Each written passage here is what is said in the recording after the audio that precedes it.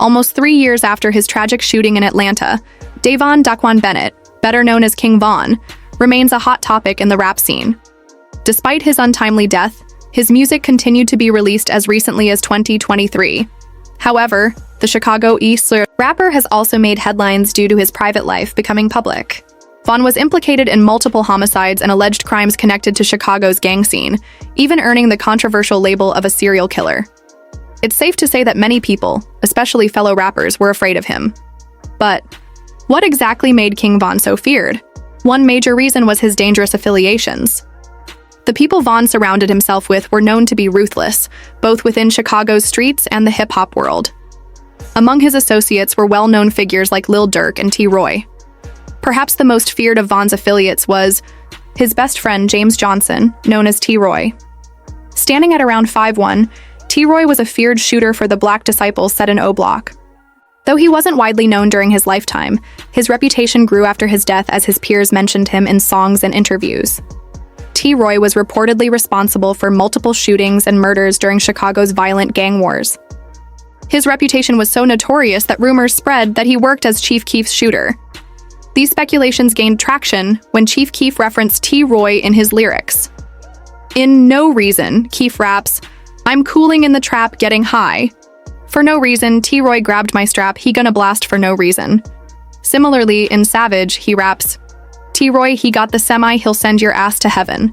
Even in Self, Chief Keef alluded to T-Roy's lethal nature, rapping, "I don't care if you with them, expletive, or if you by yourself, T-Roy got a gun that's bigger than him." Following his death, several of T-Roy's former associates praised his fearless nature. Rapper Boss Top described him as a real enforcer and a savage when it came to gang activities. Roy just different, you know what I'm saying? He was a real enforcer. Shorty is a savage on another motherfucker that was fearless. Another Chicago rapper, T. Capone, revealed that T-Roy lived a cycle of eating, sleeping, and rolling up on his ops. Troy is one of those, like, he one of them type of, he wake up, eat, sleep, shit, this drill. Capone also noted that T-Roy's rivals feared him. T-Roy, you ain't gotta be scared of him if you one of the guys, you know what I'm saying? But if you on that other side, you should be terrified of him. Like terrified of him, like, and for good reason.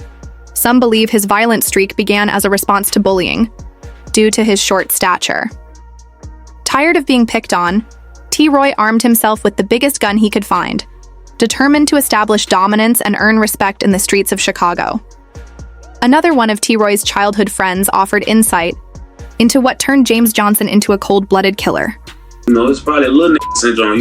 You growing up with shit, everybody thinking you 10 years old. Probably got to a point where you was tired of thinking because he little as chicken. Former O Block member Jay Hood revealed that T-Roy was traumatized after witnessing the death of his friend and childhood hero, O.D. Perry. On August 10, 2011, around 11 p.m., popular Wick City gang member O.D. Perry was riding his bike on the 6400 block of South Martin Luther King Drive. According to witnesses, as O.D. passed an auto zone, a person with dreadlocks approached him, pulled out a gun, and fired multiple shots. 2 individuals were seen fleeing the scene and escaping in a vehicle. Bleeding out on the street, O.D. waited for an ambulance as T-Roy held him in his arms. According to Jay Hood, O.D.'s last words to T-Roy were, "They got me, bro." Then T-Roy was like that with him his last little moments, and T-Roy and then T-Roy said that, "Oh, like, damn, they got me, bro." Like, that was his last word. D. Perry's death deeply affected the community of Parkway Gardens. Loved and respected by many, his passing led the Wick City gang to rename itself O Block in his honor. Overly love. His funeral was packed. His funeral drew a large crowd, marking a pivotal moment in Chicago's gang history. Among those most impacted was T-Roy. Witnessing his friend's tragic death changed him forever. He was one of the first deaths that was from the ops. When you one of the first to die, man, it hit harder. Initially horrified, then heartbroken, something inside him snapped. Determined to avenge O.D.'s death, T-Roy began to embrace the violent lifestyle. Jay Hood noted that before O.D.'s death, T-Roy carried guns due to peer pressure, but had no intention of using them. However, after that night, everything changed. So that shit changed, T-Roy. That shit changed, T-Roy. O.D.'s shoes needed to be filled, and T. Roy took it upon himself to do just that. At all costs. After O.D. Perry's death, everything changed, and T. Roy's reign of terror began. Determined to avenge his fallen friend, he started sliding on his ops whenever the opportunity arose. Known for his cocky demeanor, T. Roy often took to social media, boldly stating, "Run up on me, I'll shoot you, no problem." So motherfucker run up on me, I will shoot you. No problem. I will shoot you. Me, T-Roy, all us, Von, we used to be in cahoots. Yeah, used to have guns, but we just used to have it so that the big guys wouldn't call us pussy. It's just like when you grew up in the hood and it's like, you ain't getting no pussy, you ain't no nothing, you a lame, you a goofy. So niggas finna do what? We finna try to fucking do all this. We might not even want it, but like we finna try to open ourselves up to it so niggas can't talk about us. Among his most notable victims were Lil Doc and Boss Trell. On January 8, 2013, T. Roy, King Von, and two others drove through their rivals' territory in a Chevrolet Impala, searching for an op. As they cruised down 63rd and St. Lawrence, they spotted Marlon Monroe, alias Lil Doc, after hours of painting his aunt's woodlawn building. Lil Doc decided to grab a drink from a nearby convenience store. As he approached the store, T. Roy jumped out of the car, gun in hand, and fired multiple shots. Lil Doc attempted to escape but was struck, stumbling into a patch of tall weeds in an empty lot. Although police responded to the shooting, they failed to spot his body, which was later discovered by a 16-year-old relative rushing home to meet curfew. At the time of his death, the 21-year-old had been out of prison for only 2 months and was attempting to turn his life around, having earned his GED and pursuing a painter's license. Next to fall was Boss Trell, who had killed T. Roy's friend Sherrod Liggins. Knowing that his violent lifestyle would eventually catch up with him, Trell planned to leave Chicago for Iowa. However, his excitement proved to be his downfall. Just 3 days before his scheduled departure on November 10, 2012, he posted, on Twitter, "Can't wait till I get my new start." This tweet alerted his ops, who swiftly plotted against him. Rumor has it that T. Roy and his crew used a girl to lure Trell out of hiding. Falling for the setup, Trell arrived at the designated meeting spot alone. When he realized he had been tricked, he tried to escape, but his pursuers, guns blazing, closed in. Trell was struck and fell to the ground. His lifeless body was discovered 2 days later in an alley on the 2600 block of West 83rd Street with a gunshot wound to the back of the head. His ops celebrated his death on Twitter, with one post reading, "Boss Trell thought he could get away from the rack, but look who he bumped into." Ironically, T. Roy met the same fate as his victims. On Valentine's Day 2017, while walking with a friend through the South Shore neighborhood, they were followed by rivals TB and Can't Get Right. CCTV footage showed the duo scanning the streets, before spotting T. Roy and entering the store where he had gone. TB, concealing a firearm, approached T. Roy, raised his weapon, and fired. T. Roy collapsed and was rushed to Northwestern Memorial Hospital, where he succumbed to his injuries. His death shocked those close to him, including rappers Lil Durk, Lil Reese, 600 Breezy, and Chief Keef, who mourned his loss on social media. King Von, in prison at the time, revealed through an Instagram live session that he cried upon hearing the news, something he hadn't done in years. Lil Durk even sent a cryptic message that many believed was directed toward FBG Cash, warning him to be cautious. "Don't diss thinking you can be lingering and chasing. Won't end well. That's March." Read Durk's Instagram story. He also seemed to warn Cash in his song Computer Murderers, where he rapped, "Sneaking pics by Von's mural like Lil Bro won't come out and spin." Strangely, rumors suggest that when Cash died, he was set up by a woman, combined. With Durk's message, this led many to believe Von's affiliates had a hand in Cash's death, serving as a warning to respect Von's name even after his death. Apart from T. Roy and Lil Durk, King Von was also feared because of his affiliation with O Block, a faction of the Black Disciples and one of Chicago's most dangerous gangs. After rising to fame, Von financially supported his fellow O Block members, even gifting them custom-made O Block chains. The gang was fiercely loyal to Von, acting as his personal security. His former manager, 100K Track, once stated that he trusted Von's safety more with O Block than with professional security. Rumors suggest that O Block members were responsible for the murder of Lul Pab, a close affiliate of Quando Rondo. Although Rondo did not pull the trigger that killed Von, his music and interviews dissing Von may have provoked O Block members, who were still grieving. After Rondo's comments in an all-around TV interview, Tensions escalated, making his life a living nightmare. "Threat all you want, bro. That's just words. My go do an action," Quando Rondo had said. But on November 19th, 2022, those words took a chilling turn. At a gas station in Beverly Grove, several gunmen ambushed Rondo's entourage, opening fire. Although Rondo was unharmed, reports suggest he was the intended target. Tragically, a member of his crew, Lul Pab, was shot. His friends rushed him to West Hollywood in a black SUV, where they were stopped by police responding to the shooting. Despite receiving CPR, Lul Pab was pronounced dead at the hospital. A viral video of Rondo screaming as police removed the IS body circulated on social media. While no one from O Block claimed responsibility, many speculated it was retaliation for Von's death, similar to the rumors surrounding FBG Cash's murder. Von's circle consisted of dangerous men who weren't afraid to pull the trigger. Then I think at some point you take the picture in front of O Block, in front of the King Von mural. So what was going on with all that? Dirk told me to do that. Dirk told you to do that? Yeah. Okay. But was Von himself as ruthless as his associates? The answer lies in his infamous reputation for bloodlust. Though many fans prefer to ignore his criminal past, his friends have openly discussed his violent lifestyle. After his death, federal investigators found evidence linking him to multiple shootings and murders, earning him the label of a serial killer. Among these incidents were the killings of Gakira Barnes, FBG Duck, and Alexander Weatherspoon. Besides using guns, Von was also known for his fists. Videos surfaced of him attacking inmates in jail, once slipping out of his handcuffs to assault an opponent. Even prison guards were stunned by his ability to escape restraints. Whether inside or outside jail, Von seemed always ready to confront his rivals, solidifying his fearsome reputation in the rap industry. Even the guards were baffled at how Von had managed to slip out of his cuffs, considering they had been properly secured. It turns out that the inmate he attacked was 51 Freaky. According to Lil Reese, Von may have assaulted Freaky because of a disrespectful tattoo related to L.A. Capone.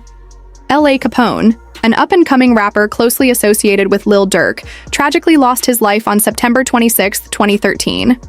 After leaving a recording studio around 6 p.m., Capone walked down an alley near 70th Street and Stony Island Avenue to find his car. There, he was approached by an individual later identified as Lil Mick from the 051 Young Money Gang, a rival of O Block. Capone was shot and killed, fueling the already heated rivalry between the two factions. Even outside jail, Von wasn't afraid to get his hands dirty. He was famously caught on video attacking fellow rapper Quando Rondo. Unfortunately, this altercation led to Von's death. That night, Von and his entourage flew from New York to Atlanta for the release party of his debut album, Welcome to O Block at Opium Nightclub. After the party, most of his crew headed back to their rented Airbnb, but Von decided to make a detour to Monaco Hookah Lounge. In the parking lot, Von waited for his security team to give the all-clear before entering. While waiting, one of his friends spotted Quando Rondo sleeping in a car. Within seconds, Von was out of his vehicle, heading toward Quando. As Quando exited his car, Von and his crew attacked him, knocking him to the ground. Suddenly, Lil Tim, one of Quando's friends, emerged from behind their vehicle with a gun and began firing. Von was shot and rushed to Grady Hospital, where he died during surgery. Beyond fistfights, Von's reputation as a fearless shooter made him a figure of both fear and respect. One of the most notorious murders linked to him was that of Gakira Barnes, also known as Kai, a 17-year-old girl who terrorized O Block and its allies. Kai was allegedly responsible for the murder of O.D. Perry, a beloved member of O Block. She even mocked O.D.'s death on social media and posted photos holding what was rumored to be his stolen gun. Her actions enraged her rivals, including Von, who reportedly began plotting her death. Kai, often called the female assassin by blogs, was a member of the Gangster Disciples STL-EBT set, direct rivals of O Block. Despite her affiliation with street life, Kai once dreamed of becoming a social worker. However, her life changed forever on January 12, 2011, when her close friend, Shondale Gregory, known as Tuka, was gunned down while waiting for a bus on the 600 block of East 63rd Street. After his death, Kai transformed into a feared killer, earning the nickname Snoop after the ruthless character from The Wire. Rumors suggest Kai killed her first victim at just 14 years old and may have been responsible for up to 20 murders before her death. Her violent reputation made her a prime target for O Block, and many believe that Vaughn, angered by her taunts and alleged crimes, eventually played a role in her demise. On April 11th, a hooded gunman shot Gakira Barnes, known as Key, in front of a home on the 6400 block of South Eberhart Avenue. Kai was struck 9 times in the mouth, neck, and chest before she managed to run and collapse on a neighbor's doorstep. She later succumbed to her injuries at Northwestern Memorial Hospital. At the time of the shooting, she was walking with her brother, FBG Butter, and a friend.